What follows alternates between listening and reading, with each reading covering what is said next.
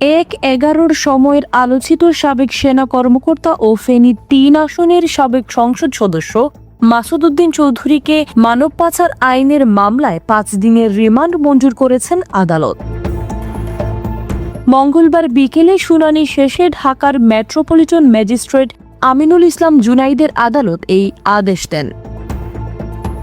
এর আগে সোমবার রাতে রাজধানীর বারিধারা এলাকা থেকে মাসুদ উদ্দিন চৌধুরীকে গ্রেফতার করে ঢাকা মহানগর গোয়েন্দা পুলিশ ডিবি পরে পল্টন থানায় দায়ের করা মানব পাচারের একটি মামলায় তাকে গ্রেফতার দেখিয়ে আদালতে পাঠানো হয়।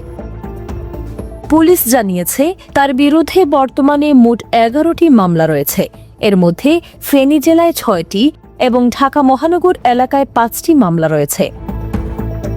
উল্লেখ্য, ২০০৭ সালের ১-১১ রাজনৈতিক পট পরিবর্তনের সময় মাসুদ উদ্দিন চৌধুরী সেনাবাহিনীর ৯ম ডিভিশনের জিওসি হিসেবে দায়িত্ব পালন করেন।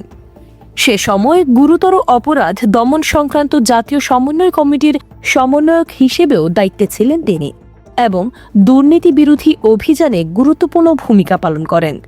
পরে পদোন্নতি পেয়ে লেফটেন্যান্ট জেনারেল হন এবং ২০০৮ সালে অস্ট্রেলিয়ায় বাংলাদেশের হাই কমিশনার হিসেবে নিয়োগ পান। পরবর্তীতে জাতীয় পার্টির মনোনয়নে ২০১৮ ও ২০২৪ সালে ফেনী ৩ আসন থেকে সংসদ সদস্য নির্বাচিত হন মাসুদ উদ্দিন চৌধুরী।